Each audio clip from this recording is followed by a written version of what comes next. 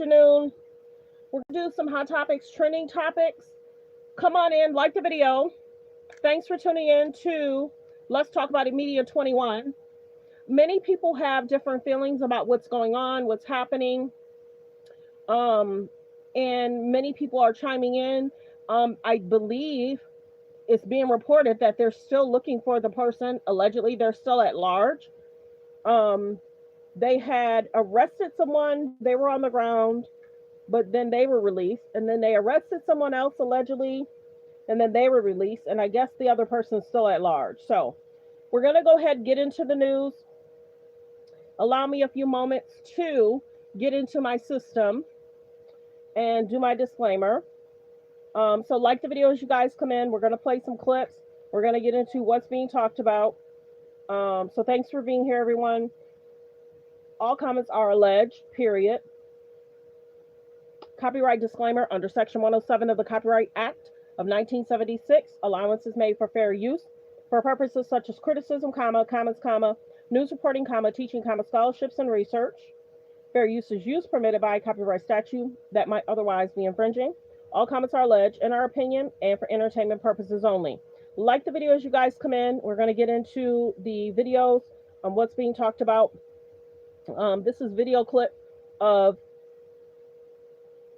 him and what he's done over the years on Earth. And we're going to get into what the news is talking about. So just allow me a few seconds to get into that. But I appreciate everyone for being here.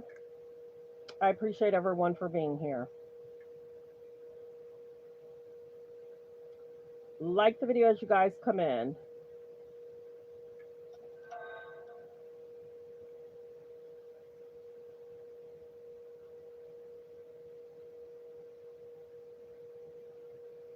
Breaking news, the FBI is asking for help identifying this man who they are calling a person of interest in the shooting of conservative activist Charlie Kirk. Sources tell ABC News ammunition found with the rifle was engraved with messages about transgender issues and anti-fascist ideology. Meanwhile, President Trump says he plans to speak to Kirk's family this afternoon. Our Chief Justice correspondent Pierre Thomas has more on that. Pierre, what's the latest on this photo? Diane, well, here's what we have and here's what we know. This picture is being put out by the FBI and law enforcement because they believe this is a person that they very much want to talk to. I'm told by sources it's from surveillance footage in and around the area where the shooting took place. And you can see this appears to be a male person with wearing sunshades and a baseball cap. The FBI very much wants to talk to that person, and they're asking for the public's help in identifying this person so that they can get access to them and begin to interview them. Again, they want the public's help to identify this person so that they can talk to them. This person is being described to me as a person of interest, someone they very much want to talk to. And Diane, what you see unfolding, what you literally see unfolding, is what we were discussing yesterday, is that the surveillance footage was going to be the key to the case. That's what my law enforcement sources were telling me last night. They believed that when they canvassed the campus and the areas around the campus, that they would be getting images of the suspect moving about, or a person of interest moving about, I should say. In this case, this is someone that they think could have information about the attack, and they want to talk to this person. Yeah, we heard authorities saying this morning that they had good video in their words, and now it looks like we're seeing some of those images come out. Aaron, what were you hearing about this rifle that they say they think is the murder weapon, and then that ammunition?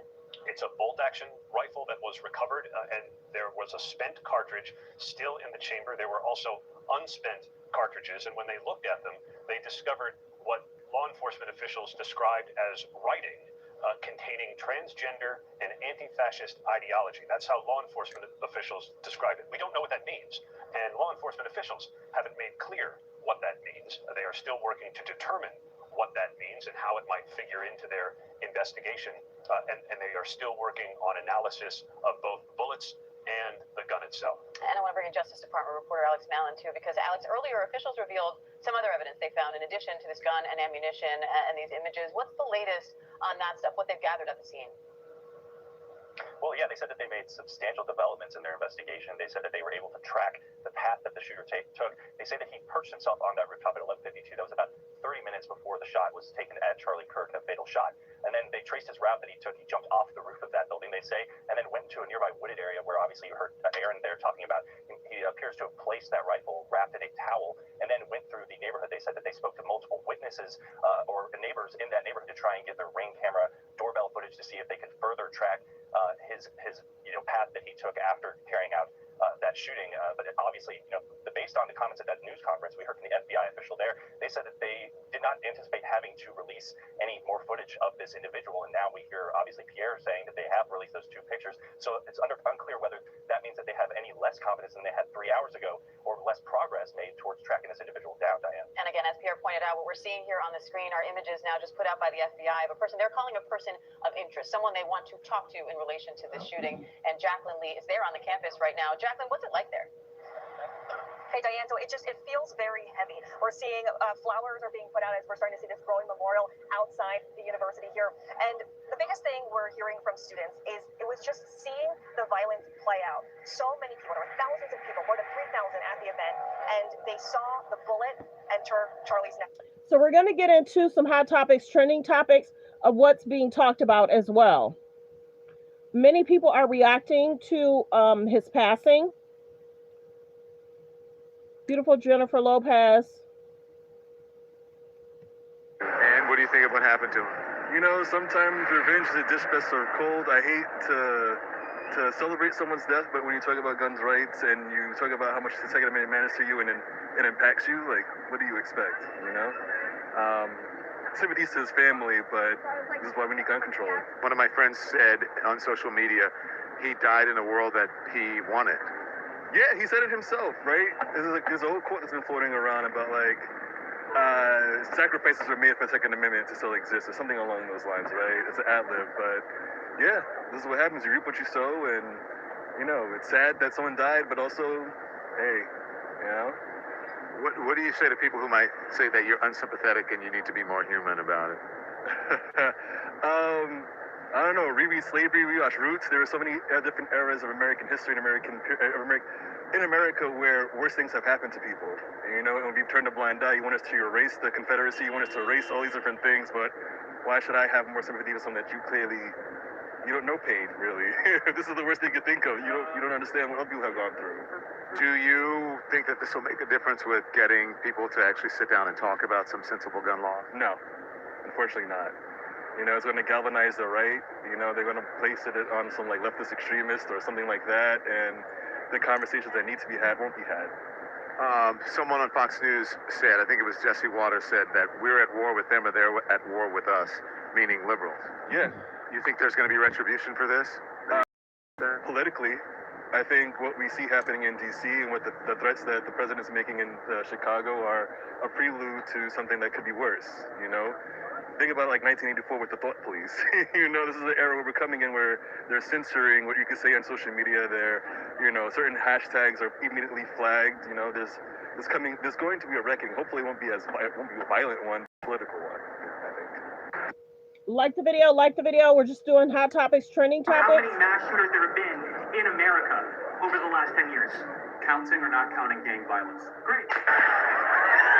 So this is where everybody's scattering. Okay, love you. Be safe. So you see that they're behind. You see that those people were behind some glass of some sort. Why didn't he speak back there and have a microphone? And do you think that there should be a protective gear when people go speak at an event? Some kind of plexiglass is something that you can move around with whenever you go to different events. Do you think that there should be some kind of protective gear that people should have for themselves? You can still see, but then you're protected.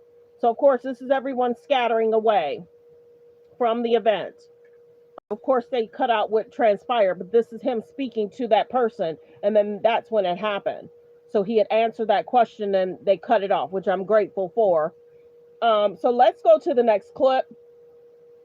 Elon Musk. We're going to continue. I have to watch what words. I have to watch what's being seen. So a lot of people are reporting on what happened to Charlie. So let's continue. Now, it's being reported that Matt has been fired for what he said in regards to Charlie. You can go on to MSNBC and go listen. I think I played the clip. I might get flagged. So this gentleman has actually been fired. He's been on the news for many, many years. Like I said, we're just doing hot topics, trending topics, as what's being talked about.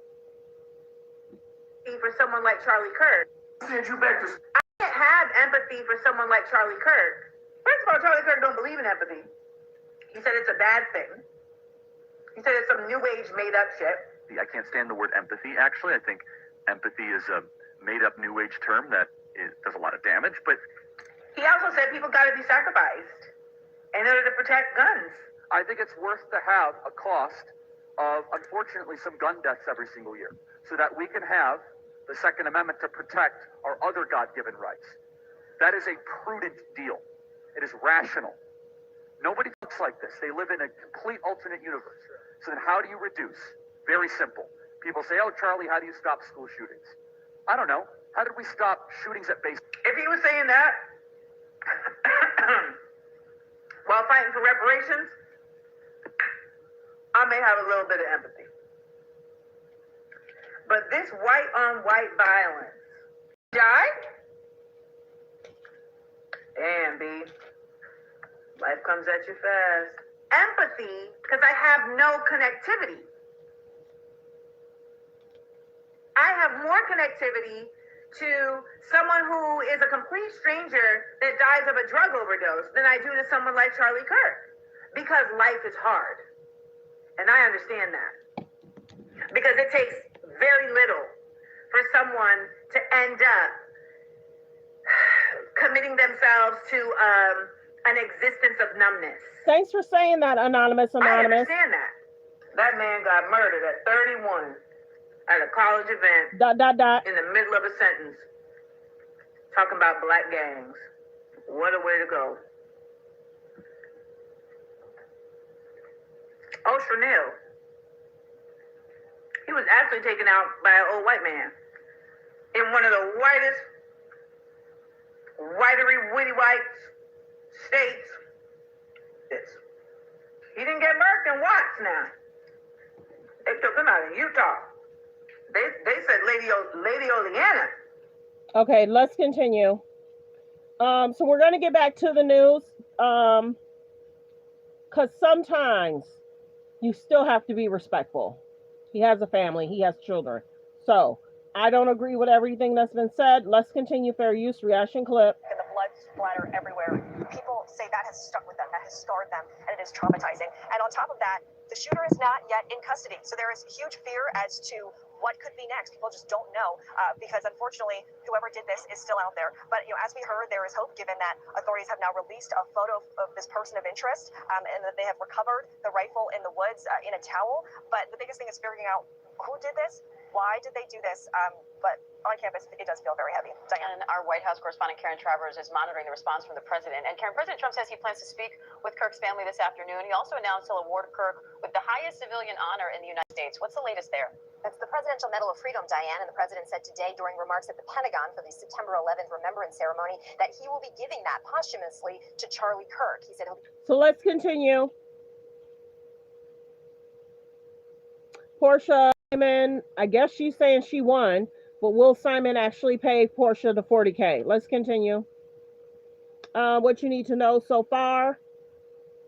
Let's continue. Announcing soon when that ceremony will take place, but predicted it would be a very large crowd for that honor for Charlie Kirk, who of course is a very influential conservative political activist, somebody who was very important for the president getting reelected and having his second term here at the White House. He told reporters he was speaking to Kirk's family this afternoon. He said his wife is a wonderful woman. Diane, he was asked about the investigation, and he did not have much to say. He said pretty much what you're seeing on TV is what is happening. What you're seeing in the news is what it is. He said there is a manhunt taking place, and we'll see what happens. And Diane, he finished his very brief remarks by telling reporters, we hope we get him.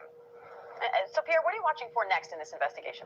Well, I want to be clear, and I want to use the language they're using in what was posted online, just so our viewers and who are watching will know precisely what the FBI is asking for. Quote, We're asking for the public's help identifying this person of interest in connection with the fatal shooting of Charlie Kirk at the Utah Valley University. And they give a 1-800 call FBI digital media tips, https://t.co as the place to reach out with information. So they're obviously hoping that there's somebody in the public that will recognize this person, know who he is, and report them a name so they can go find this person to talk to. All right, Aaron Katursky, Jacqueline Lee, Alex Mallon, Karen Travers, and Pierre Thomas, thank you. Like the video, fair use, reaction clip. Like the video as you guys come in. Thanks for being here. Thanks for supporting the channel. Let's continue. Fair use, reaction clip.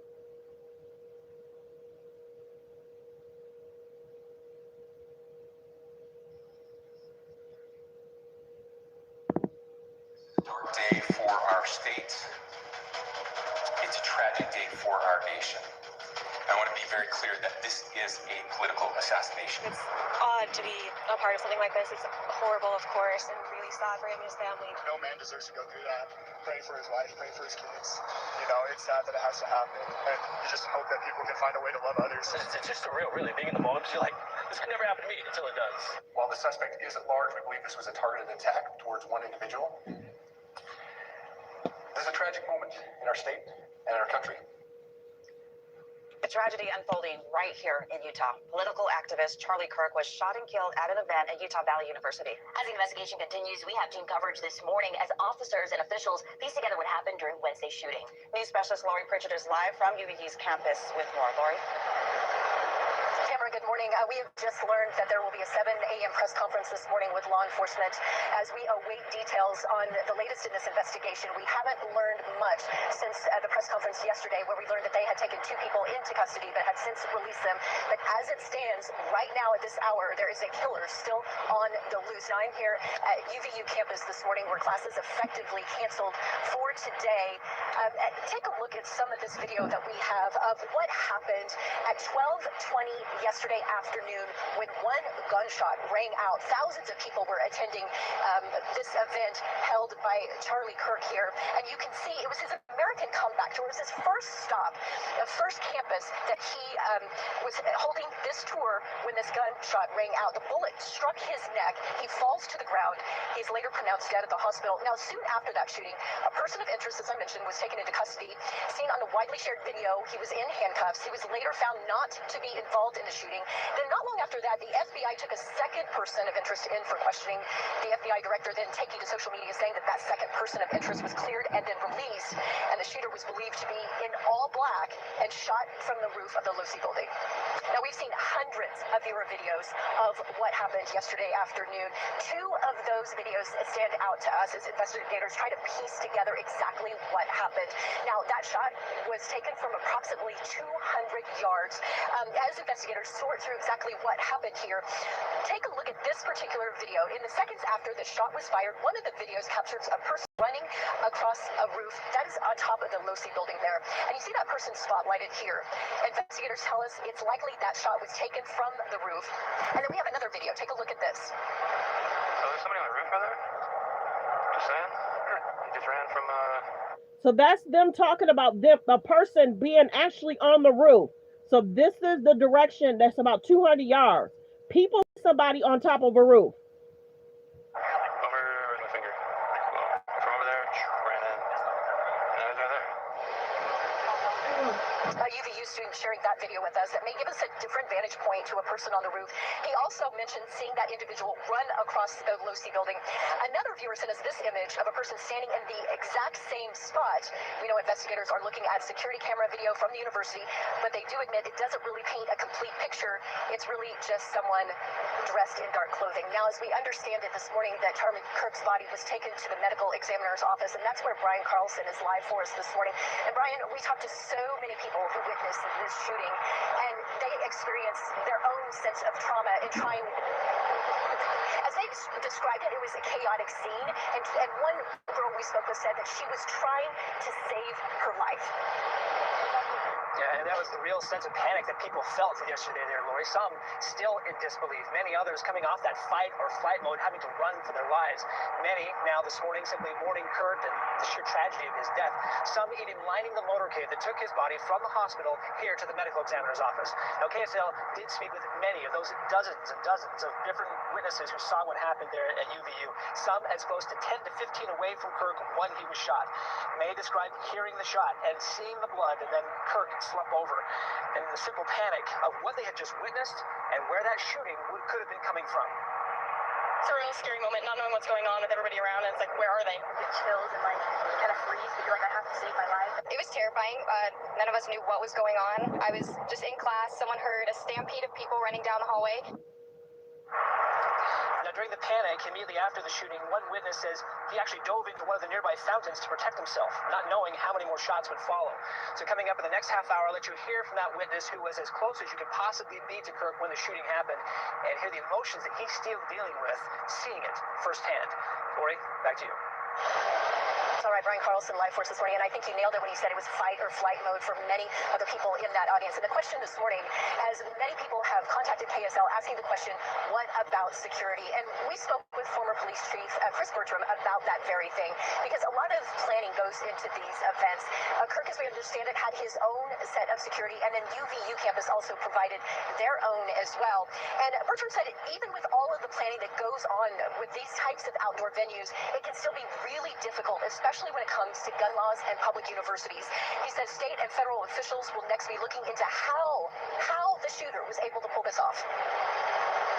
This is a significant investigation that's going to impact all of Utah. I imagine that this is going to be methodical. I mentioned University of Police, Oracle Police, Utah County Sheriff. They're probably neighboring agencies. Federal agencies such as ATF and the FBI will definitely be involved, determining what the intent or motive was. As we heard Governor Spencer Cox yesterday calling this a political assassination, time really is of the essence here. And we are well within still that 24-hour period. But as we have covered situations, tragic events, law enforcement always tells us that 24 hours is critical.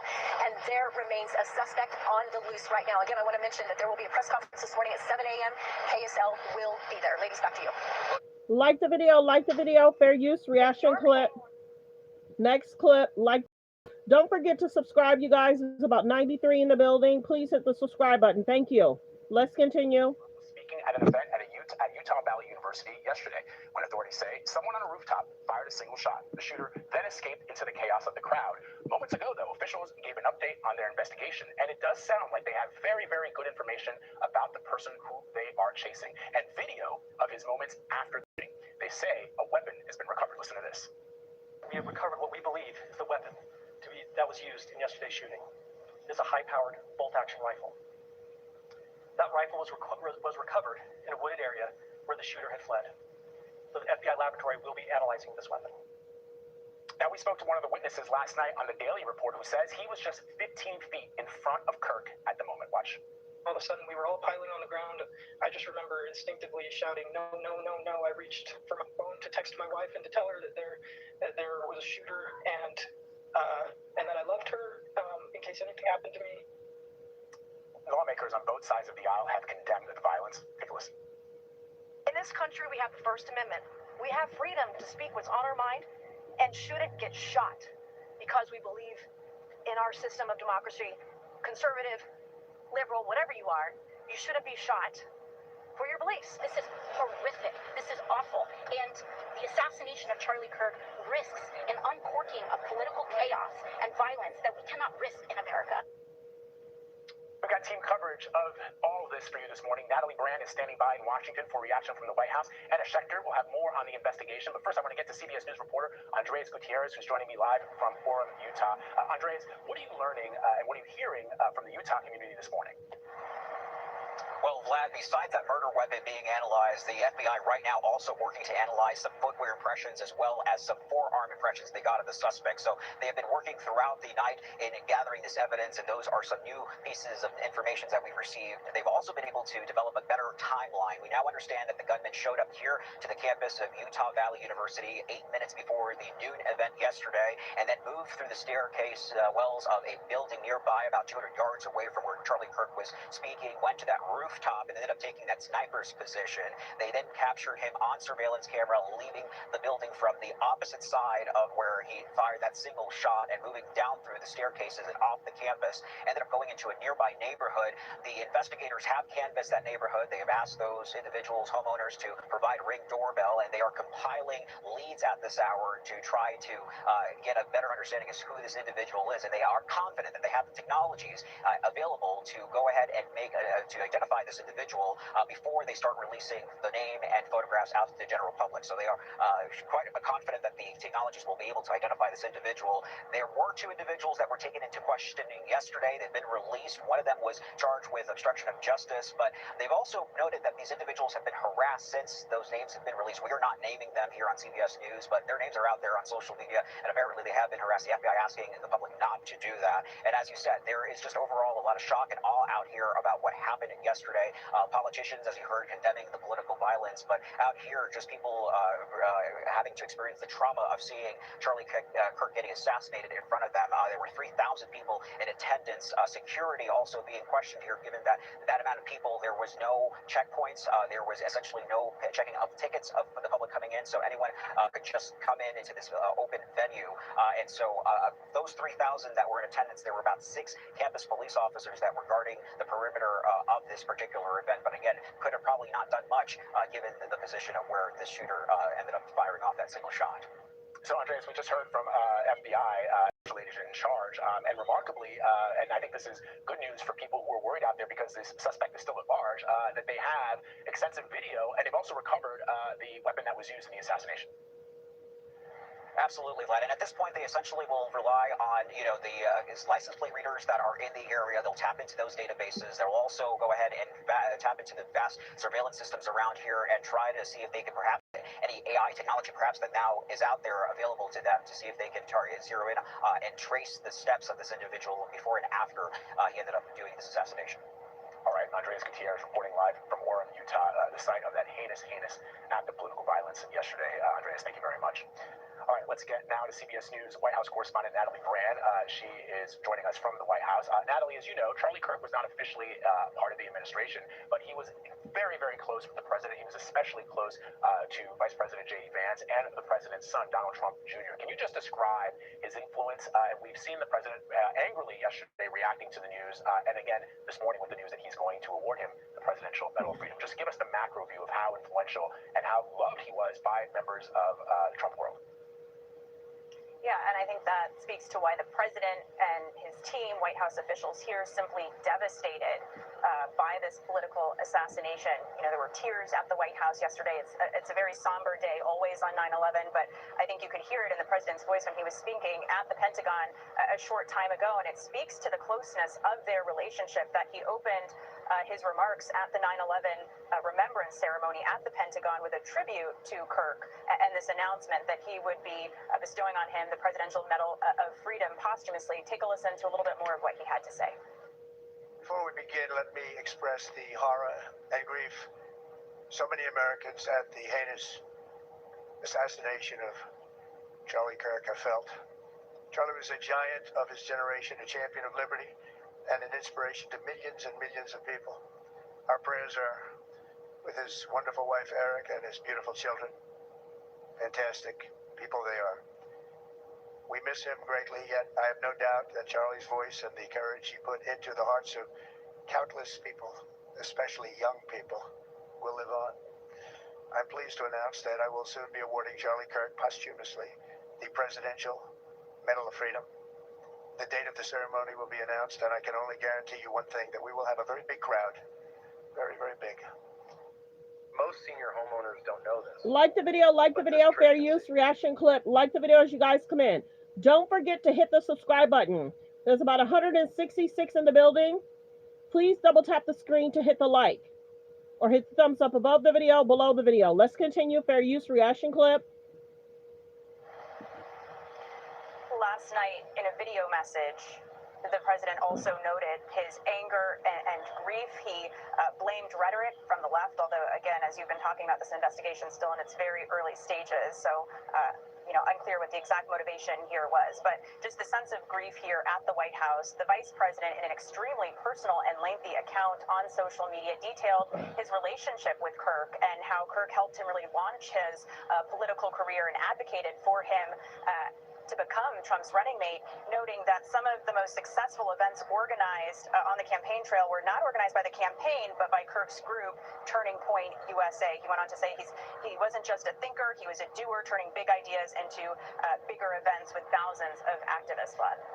Yeah, I encourage everyone to read the post by the Vice President of the United States, where, as you say, Natalie, he is very pointed in sharing some very personal details about his relationship with Charlie Kirk, even going back to the moment where they first met and how Charlie reached out to him, and what Charlie Kirk did, which was to debate. He may not have agreed with his points of view, but he was always warm, he was always open to debate, and he was doing what he had always done, which is engaging young people and encouraging them to be part of the civic lesson here. All right, Natalie ran for us at the White House. Natalie, we appreciate you. Let's dig a little deeper into the investigation. Let's bring in CBS News senior coordinating producer for crime and public safety, Anna Schechter. Anna, just give us an update. We just heard from the special agent in charge of the investigation from the Federal Bureau of Investigation, but what more can you tell us about what's happening behind the scenes for this manhunt? Sure. Well, investigators say they are confident that they will be able to identify the individual. They say they have good quality video, but from my read of that press conference, they don't have a name ID yet. And if they wind up needing the help to identify who the individual is, they might go to the public. So let's take a listen to the Utah Department of Public Safety lead, that is Bo Mason, and he had this to say about where the investigation stands. So what I'll release about the suspect is the suspect blended in well with a college institution. We're not releasing many details right now, and we will soon, but right now we're not. But that individual appears to be of college age. We are confident in our abilities to track that individual. If we're unsuccessful in identifying them immediately, we will reach out for the public's help and the media's help in pushing those photos. So he and his team are going through surveillance footage.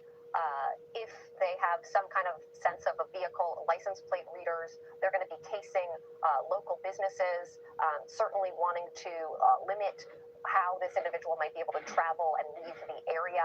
So all of that is underway. You had dozens of agents descend upon the campus yesterday, but they were tripped up, essentially. They delayed themselves by the confidence that was expressed when there were those two individuals who were arrested. One immediately, that individual was determined not to be the shooter. He was let go. Then they took into custody a second person. That individual was also let go. So a lot of confusion, and unfortunately that lent a little bit of too much confidence to teams working the case, thinking they might have the person who carried out this assassination, and they did not. That gave that individual time to get away. But what I will note also, as Andres was saying earlier, they have a footprint, they have a forearm print, a palm print. That can help them, but it can only go so far. I think that the technology of surveillance footage is really going to be the key here. Yeah, I mean, we live in a world now, Anna, where there are cameras everywhere, and my guess is that the FBI has been able to access those cameras, especially on a college campus, which in recent years has stepped up security. And so I have no doubt that the FBI will eventually find the person who committed this heinous act. Anna Schechter, thank you very much. We appreciate it. Like the video, fair use reaction clip. There's about 214 in the building. Please hit the subscribe button. Please hit the subscribe button. Thank you. Also, let's get the likes up. There's about 250 in the building. If you're watching from a phone or a tablet, please press 1. If you're watching from a phone or a tablet, please press 1. Please double tap the screen to hit the like. Let's get the likes up. Let's continue fair use reaction clip. Let's get the likes up. We're at 23 likes and 250. The likes should match the views. Double tap the screen, please. YouTube makes it easy. Thank you. The shot fired during an event at Utah Valley University yesterday afternoon sent the crowd running. Kirk was hit in the neck, then rushed to the hospital, but did not survive. And Utah's governor had this message for the killer.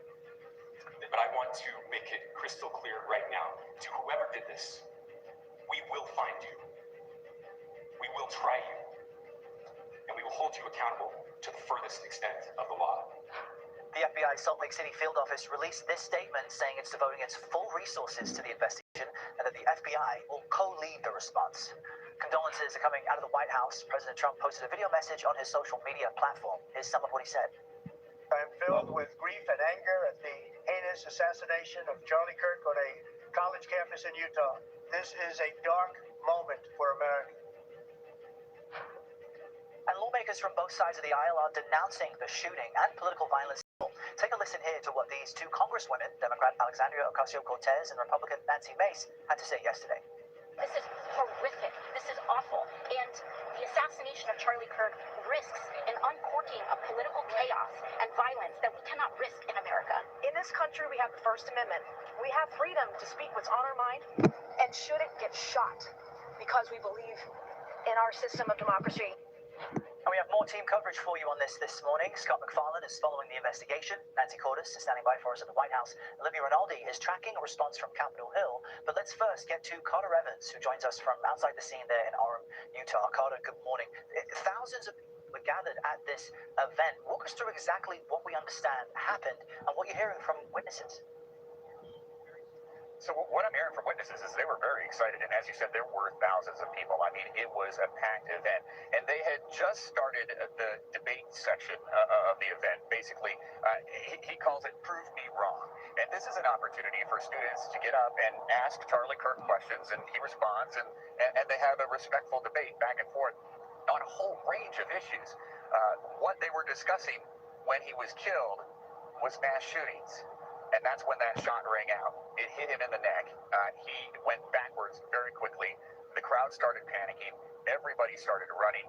There was a security detail right next to Charlie Kirk. They took him behind the tent where he was, back in this area over here, and essentially rushed him to the hospital in a private vehicle.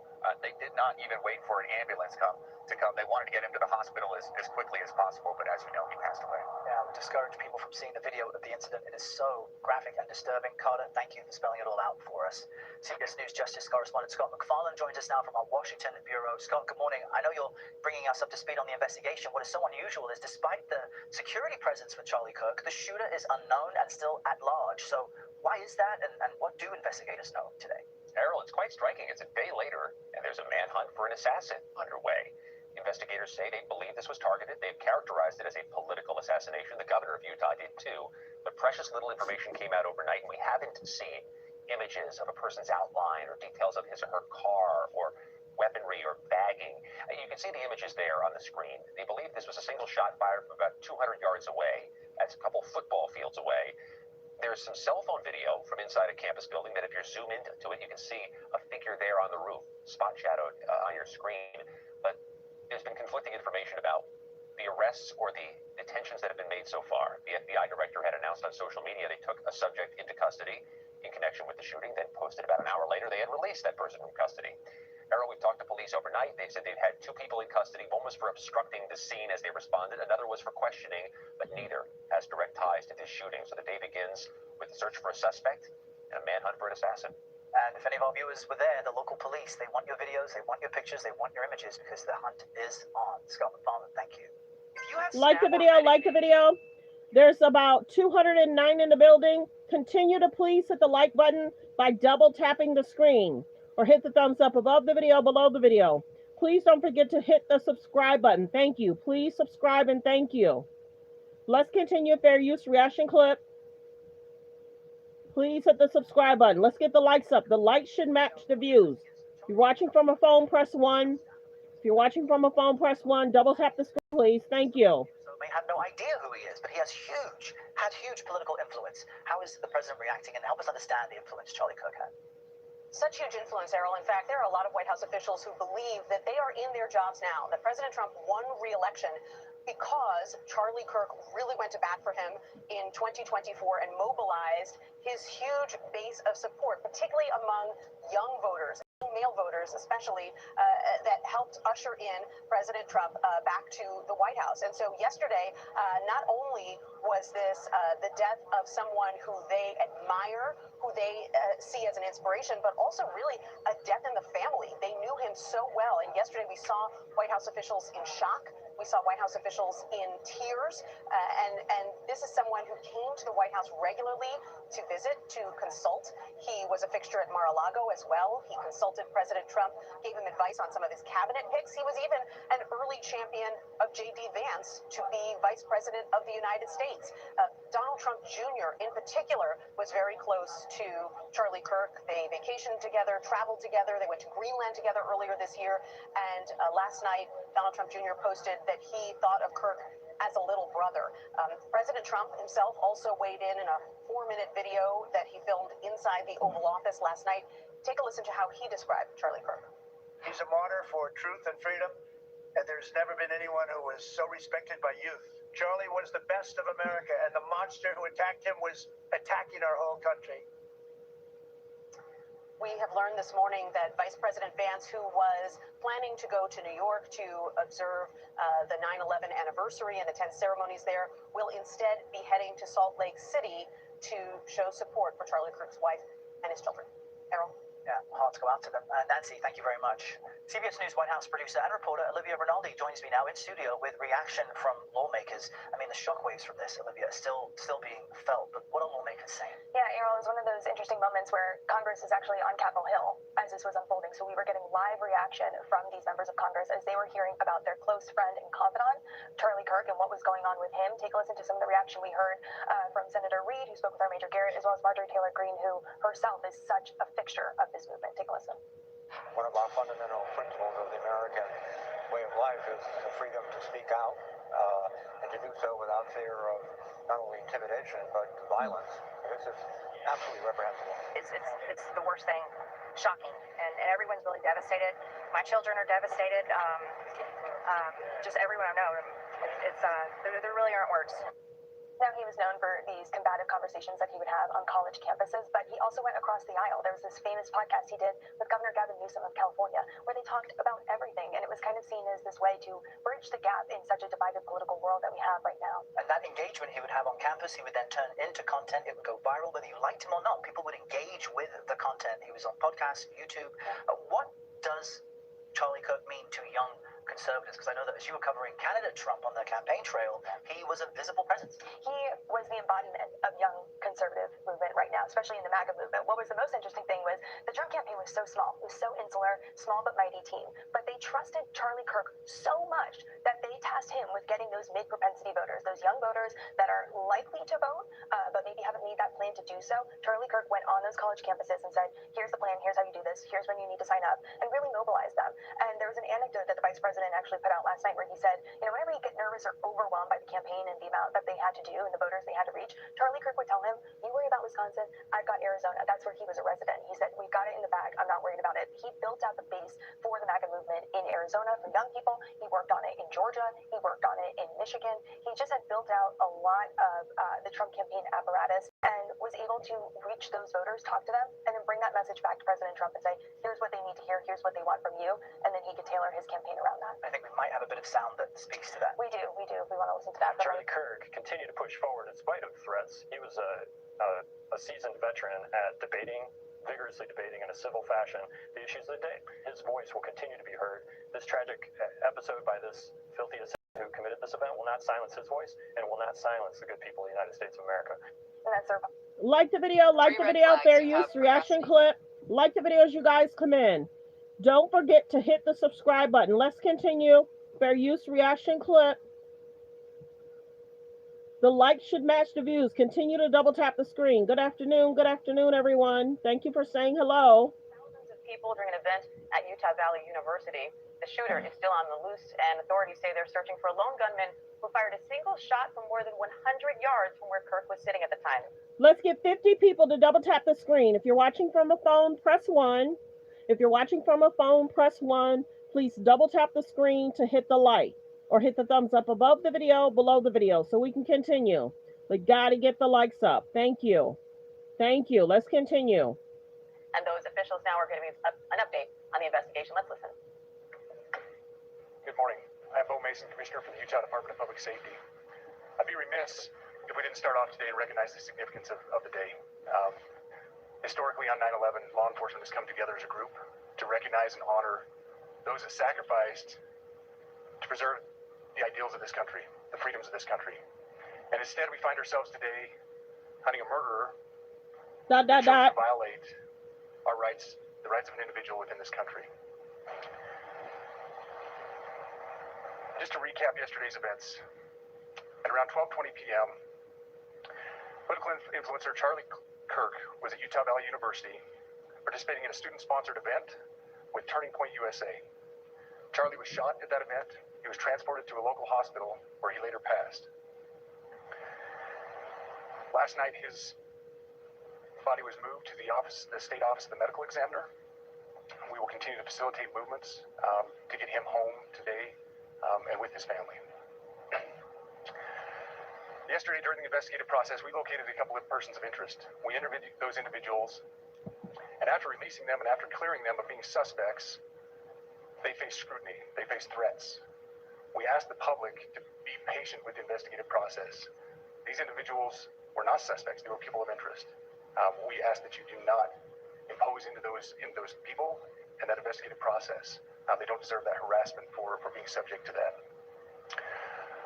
I'd like to thank all the investigators that are involved in this. They've worked around the clock, all day yesterday, through the night last night. Investigators from the State Bureau of Investigations, from county, from city agencies, the university, our federal partners with the FBI, the ATF, and many others. Those are just a few of the people that we have involved in this. I'd like to thank all of them for their strong work. Through all that work last night, we were able to make a few breakthroughs. We were able to track the movements of the shooter. Starting at 11:52 a.m., the subject arrived on campus, shortly away from campus. We have tracked his movements onto the campus, through the stairwells, up to the roof, across the roof to a shooting location. After the shooting, we were able to track his movements as he moved to the other side of the building, jumped off of the building, and fled off of the campus and into a neighborhood. Our investigators have worked through those neighborhoods, contacting anybody they can with doorbell cameras, witnesses, and have thoroughly worked through those communities, trying to identify any leads. We do have good video footage of this individual. We are not going to release that at this time. We are working through some technologies and some ways to identify this individual.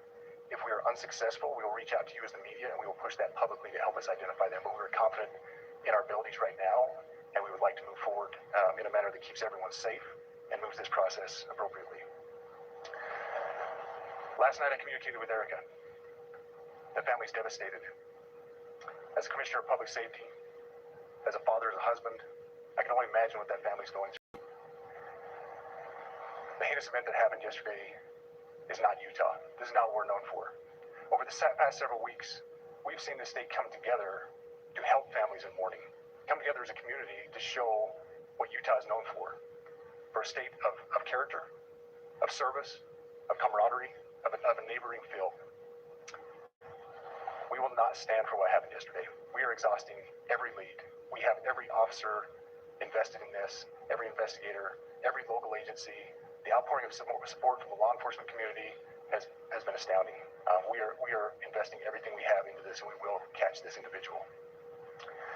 Having walked through the crime scene, through the hallways of this school, through the classrooms, I can't imagine what the people on scene felt as well. A horrific event where some of them barricaded in classrooms, some of them ran in fear.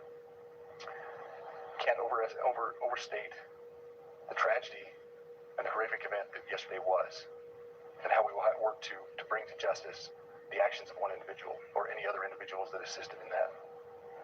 Our state has gone through a lot, and we will come out successful. With that, I'll turn the time over to Special Agent Bowles. Good morning. My name is Robert Bowles, and I am the Special Agent in charge of the Salt Lake Field Office. Following yesterday's tragic shooting of Charlie KIRK, FBI agents have been working around the clock in coordination with our law enforcement partners. We are and will continue to work nonstop until we find the person that has committed this heinous crime and find out why they did it. This morning I can tell you that we have recovered what we believe is the weapon that was used in yesterday's shooting. It is a high-powered bolt-action rifle. That rifle was recovered in a wooded area where the shooter had fled. The FBI laboratory will be analyzing this weapon. Investigators have also collected footwear impression, a palm print, and forearm imprints for analysis. Now, I understand there are a lot of questions about motive. Like the video, fair use, reaction clip. There's about 131 in the building. Please hit the subscribe button. Please hit the subscribe button. That'll be a great day if all 183 hit the subscribe. Let's get the likes up, everyone. Let's continue to get the likes up. Let's continue. Fair use, reaction clip. Tips are being fully investigated. As of this morning, we have received more than 130 tips. We thank the community for that. The FBI has brought every resource to bear, and we will continue to do so throughout the course of this investigation. The FBI's mission is to protect the American people. It's to uphold the Constitution of the United States. Any attack on the First Amendment is an attack on the very foundation of our democracy. That is why we will relentlessly pursue this case and the shooter until we find him. We also continue to grieve with the family and the community. It's our community.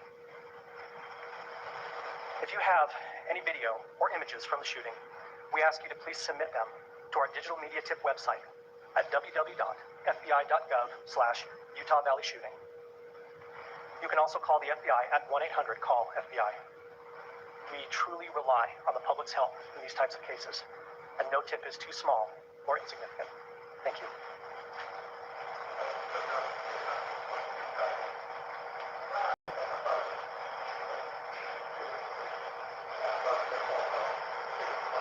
That's on their side, the rustling of the noise. Activist Charlie Kirk was shot and killed in broad daylight. Let's continue. Today, investigators are on the roof of the building where a suspect fired a single... If you want to check out that video, I have it as a short. You can check out that video once I end the live. I do have the short where the person on the roof allegedly can't confirm or deny. But let's continue. Fair use reaction clip. Shot yesterday, killing the 31-year-old Trump ally and co-founder of Turning Point USA as he was fielding questions from a crowd at Utah Valley University. The governor calling yesterday's college campus attack an assassination. Authorities in Utah just moments ago suggesting they have new leads about the shooter. We have recovered what we believe is the weapon that was used in yesterday's shooting. It is a high-powered bolt-action rifle.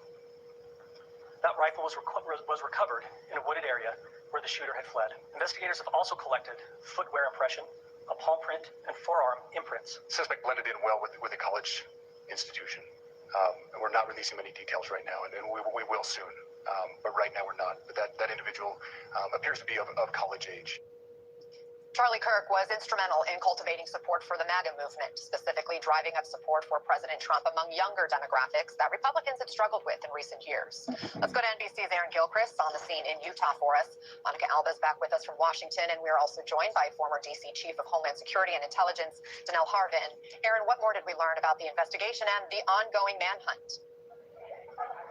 Well, Anna, we learned from investigative leaders here that they are starting to pull together the elements that they will need to be able to track down the suspect in this shooting. We heard from the head of the Department of Public Safety here in Utah, the state police effectively, and the leader of the FBI office in this area. And they did indicate that they've been able to look at, for example, video from homes in a neighborhood surrounding the university, the neighborhood where they believe the shooter ran after the incident yesterday afternoon.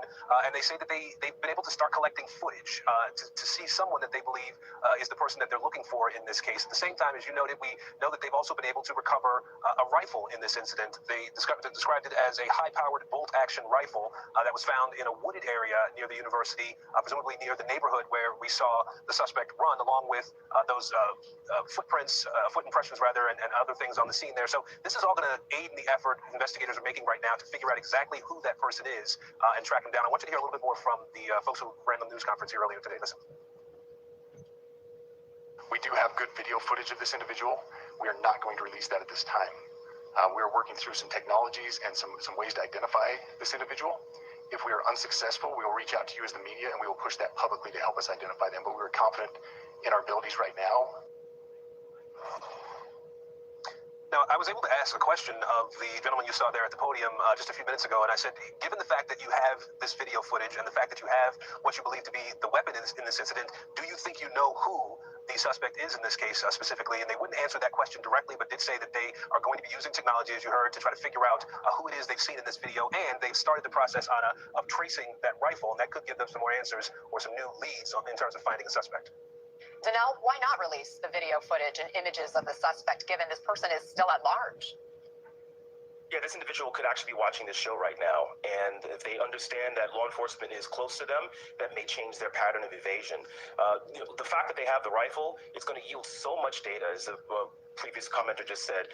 Not only where it was purchased, who purchased it, but there's physical data on that rifle. It could be fingerprints, DNA certainly, what we call touch DNA can be gleaned from that, and so there's a lot of information just on that one piece of evidence that they're going to want to go through. They were able to track this person's movements. They believe they have a good look at this person. The suspect seemed college age, blended in at the college. Danelle, any takeaways from that? Now, I don't want to read too much into that. Charlie Kirk attracts a younger crowd, as the lead-in said. And so, once again, if you're a trained assailant, you're going to try to blend in with the crowd. That's your best chance. You're not going to show up wearing all black and tactical gear. That's going to make you stick out like a sore thumb. From all the little bits of information that we've gotten so far, and this is a very fresh information, it speaks to an assailant, someone who was targeting this individual who had some type of tradecraft. What I mean by that, they had some idea about where they were going to be. They had the equipment to get the job done. They had the patience to lay in wait, and they had planned their escape. And so this is a very dangerous individual, and I think law enforcement is doing a great job in tracking this person down and keeping the public safe right now. He only took one shot. That's what the eyewitnesses tell us. They only heard one gunshot that hit Charlie Kirk in the neck, we believe. And again, we know this was from a long range. What does that tell you about the shooter? It could mean that this person's a professional, although I don't want to go there. It certainly means that they had training. I've shot rifles before, and I'm a terrible shot. I certainly couldn't shoot that type of shot from 200 yards away. Very few people could. And so you would need to have extensive training, either on your own or through some type of organization, to have that type of wherewithal. Keep in mind that the shooter that tried to take out President Trump was about 150 yards away. And so this is a very difficult shot to make. And once again, all this speaks to someone who has had some type of professional training and has exceedingly good tradecraft skills to not only do this shot successfully, but make good their escape now for almost 12 hours or so. Well, we know that they are approaching this with all hands on deck, and Monica, the FBI is co-leading the investigation with the Utah Department of Public Safety. FBI Director Kash Patel has been very active on social media about this. Kirk was friends with several people in this administration. Monica, take us through how the White House learned about this shooting and the personal impact it's having there. Well, they were watching in real time, as many of us were watching, Anna, as those reports started to come in that there had been some kind of shooting, those initial details that were a little bit unclear. And then when they learned and when it was confirmed that Charlie Kirk had been hit by that single shot, White House officials were trying to do their job, trying to get more information, trying to figure out what they could tell, in some cases, members of the media, while also dealing with the fact that many of these people knew Charlie Kirk on a personal level and have for almost a decade. These are people who worked with him back on the 2016 campaign and, of course, in the years since then. And as you mentioned, administration officials, cabinet secretaries, all of them also had quite close relationships with Charlie Kirk, often directly talking to him or messaging him and discussing policy issues that he wanted to weigh in on from that perspective. And so this really went through and sent shockwaves with White House officials, some of whom worked through tears and who were trying to figure out exactly what was happening like everybody else was. The president was briefed in real time. He huddled with some of his senior aides in the Oval Office as other people were monitoring the developments in the Situation Room and in touch with local officials. And ultimately, the president put out a message later in the evening about everything that had unfolded. Here's a little bit of what he had to say. Charlie Kirk traveled the nation, joyfully engaging with everyone interested in good faith debate. His mission was to bring young people into the political process, which he did better than anybody ever. For years, those on the radical left have compared wonderful Americans like Charlie to Nazis and the world's worst mass murderers and criminals. This kind of rhetoric is directly responsible for the terrorism that we're seeing in our country today. And Anna, we should also point out that Charlie Kirk was very close with Vice President Vance. He was scheduled originally to travel to New York today, but he changed those plans yesterday after the shooting and instead is heading to Utah with the Second Lady today to pay his respects to Charlie Kirk's family. Monica, Alba, thank you. Please keep us posted from the White House. I also want to note that we don't know. There's about 228 in the building. Please hit the subscribe button, you guys. Please hit the subscribe button. Let's continue to get the likes up. Please double tap the screen. The likes should match the views. Please double tap the screen to get the likes up, or hit the thumbs up above the video, below the video. Let's continue. Oh, the motive for certain. We don't know who this suspect is, what was motivating this person to open fire. We know FBI officials and others involved in the investigation believe it was a target. attack. Aaron, can you help us understand the layout of where this shooting took place? Where was it on campus exactly? How could a shooter flee from an area with 3,000 witnesses? Yeah, all questions that we've been putting to the law enforcement here in Utah. I can tell you the location where we are now is where they held the news conference earlier today inside a building. We were able to walk past an area, the scene where the incident happened yesterday, inside the building. We could see through the windows the area where the shooting happened. And as you've been able to see from some of the aerial images that have been on air, there is sort of a bowl here. I've heard it described as a bowl, an amphitheater area where the folks were able to sit in sort of these grassy areas and look down toward the speaker, Charlie Kirk in this case. And so that's sort of the setup here. I can tell you right now, there are still personal items in that area. There were strollers and scooters, lots of debris still in that area because we know those 3,000 people that you noted, many of them just ran. As soon as they were able to get back on their feet, they ran from the area there.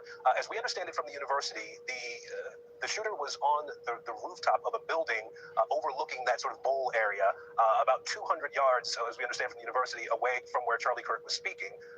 The law enforcement here this morning were able to tell us that they have tracked the shooter's movements. They believe it was about 11:52 when he came onto campus, worked his way into that building, through the stairwells, up to the rooftop, fired that shot, and then was able to jump off the roof, run into a wooded area, into a neighborhood, and get away.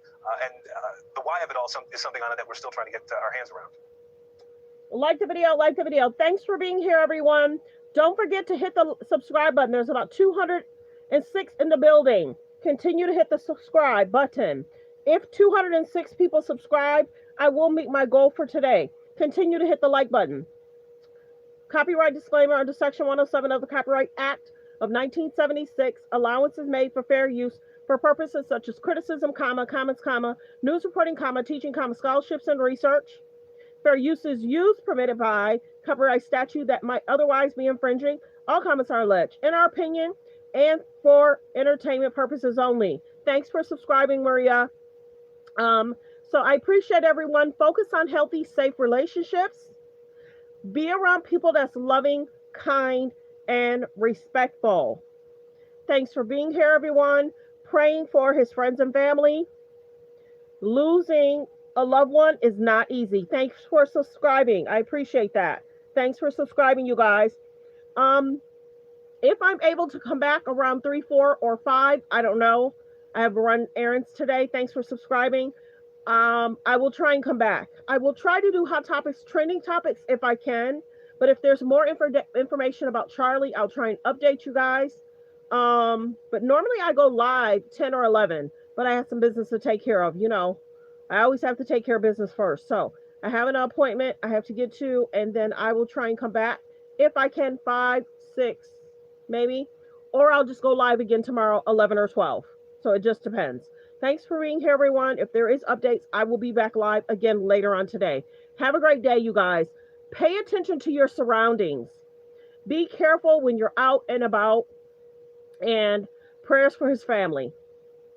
Prayers for his family. No one wants to lose a loved one, period. Thanks for being here, everyone. Have a great day. Goodbye. Be blessed.